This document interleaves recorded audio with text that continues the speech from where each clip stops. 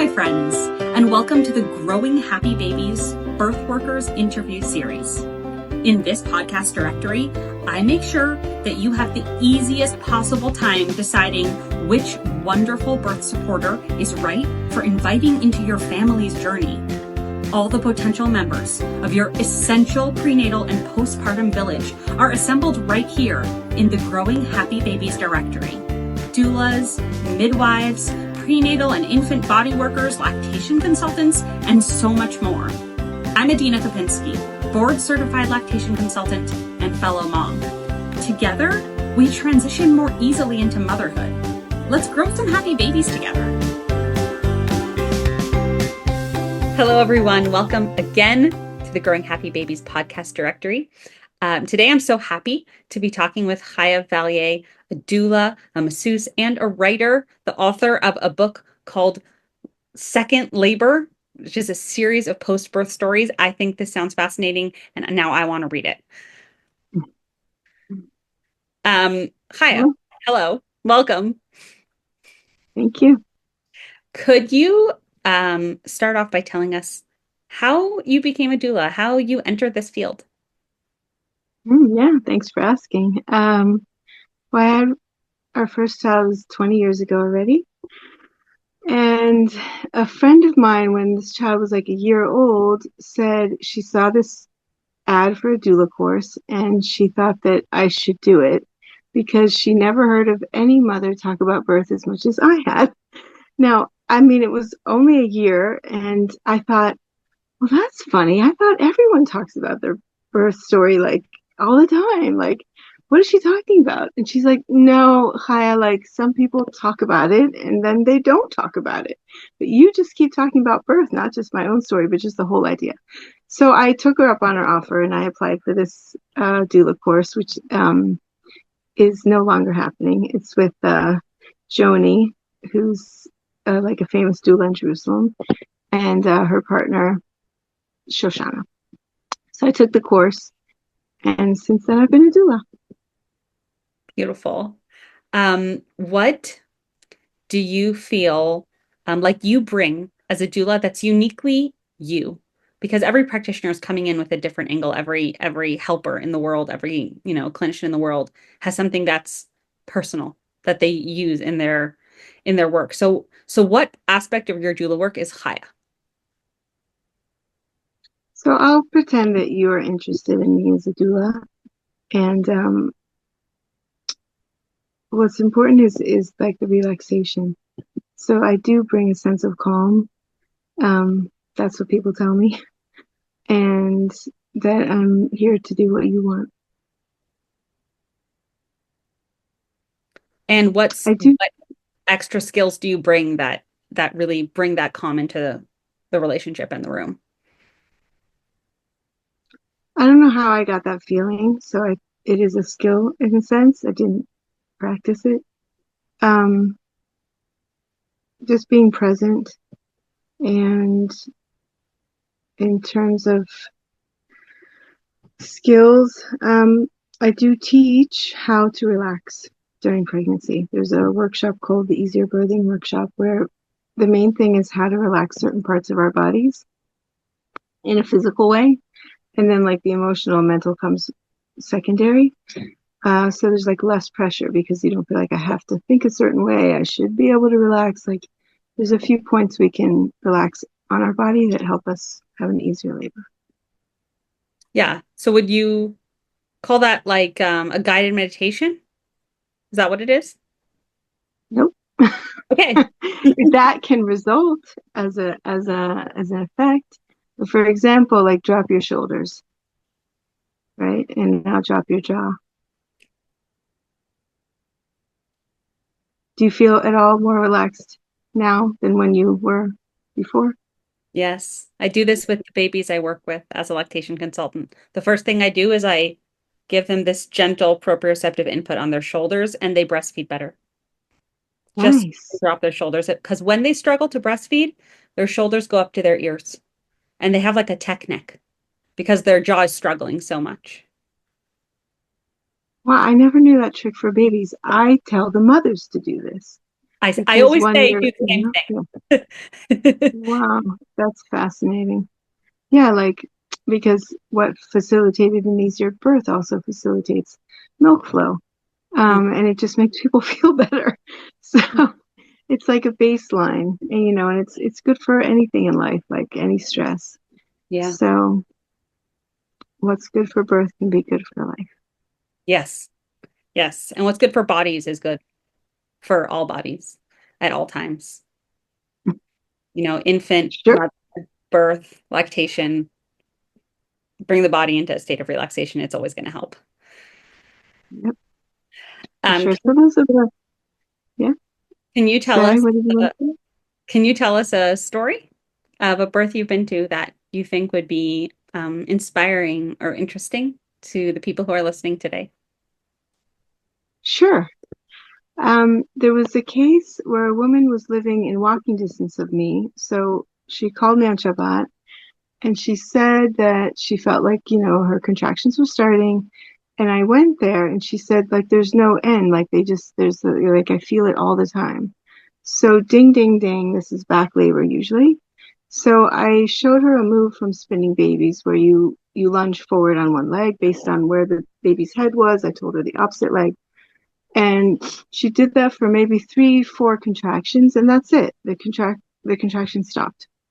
The baby got into the right position. There was no more back labor and there was no more labor. Mm, So that was that. And I went home and she didn't need to call me until 2 weeks later. wow. So that was yeah, it was like so gratifying to see that one simple exercise, which is a healthy way of stretching, can avoid a whole escalation of like being 2 centimeters without movement, blah, blah, blah, ends up in a C-section. And Yeah. this was all out of the hospital. Just I walked there, I walked back, and I could help her. And I think they were really appreciative because they wouldn't have known this either. Yeah. So thank you to Spinning Babies who's come up with this whole system. And that was my favorite way to help. One Yeah. of my favorite ways to help.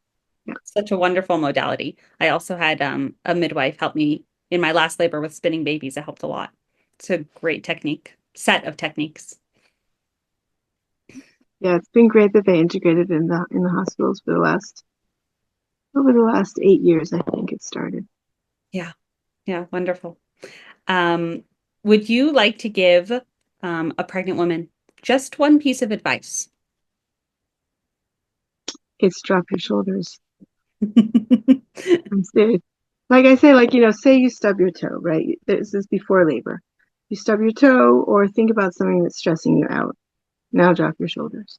And like immediately you feel a huge difference. So then you can also choose other areas of your body that help you relax, such as your like your cheeks, relax your cheeks, release your knees, release your hands, and hips also. Sometimes people like to move their hips.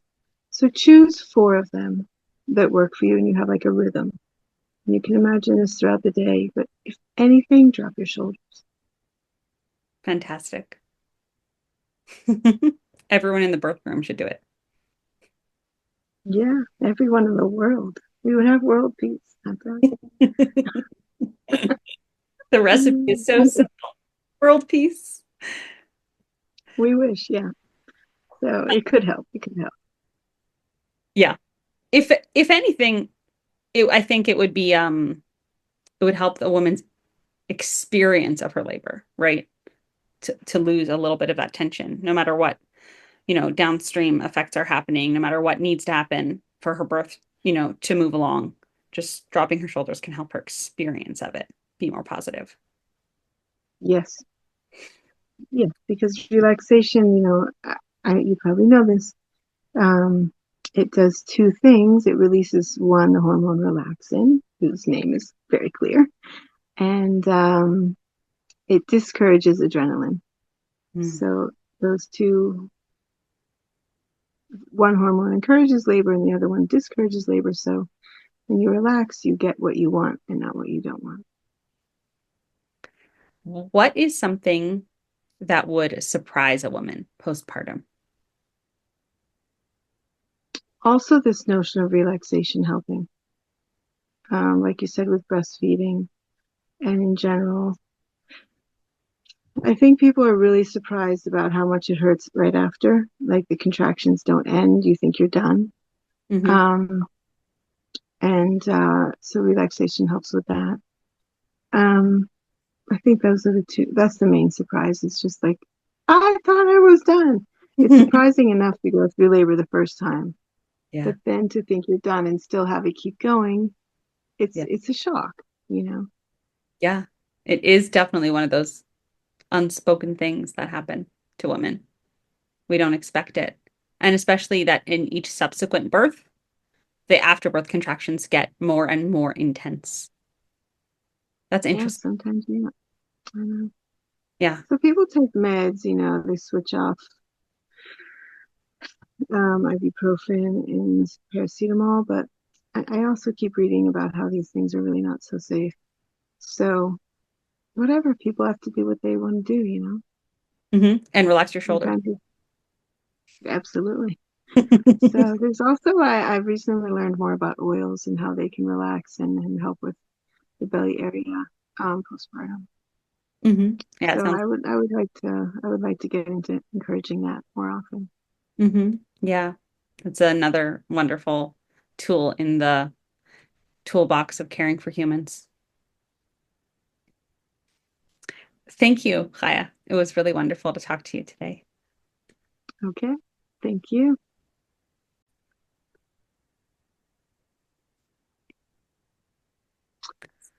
I also give a workshop, which is like about an hour-long workshop called Easier Birthing, and it focuses on like what we just talked about, these relaxation techniques.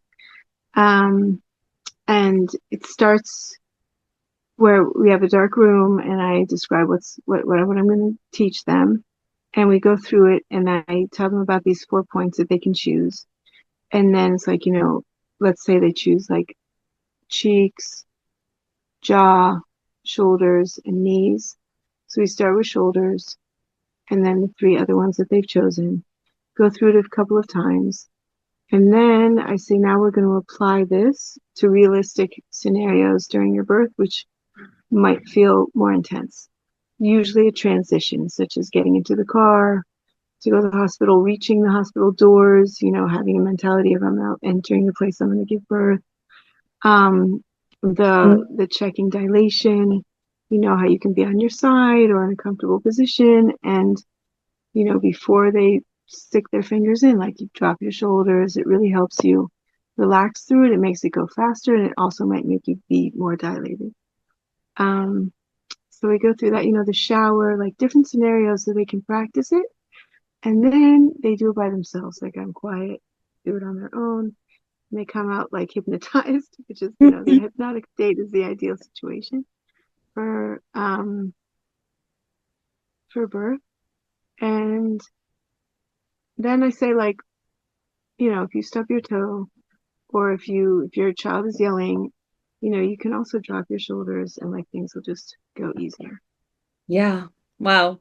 That sounds like a really fantastic prenatal resource. I hope many women take it.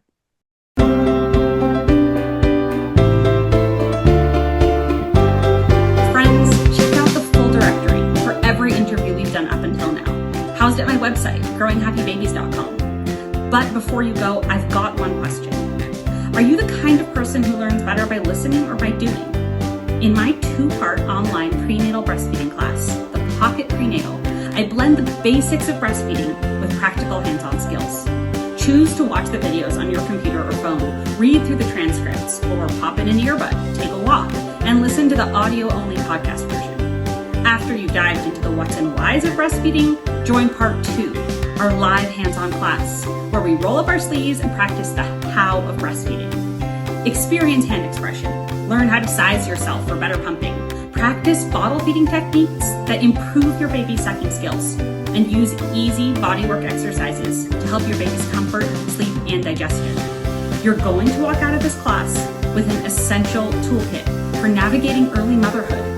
This is the class every baby needs their mother to take. Go to thepocketprenatal.com and use your listener code Growing Happy Babies for a special 10% discount. See you there.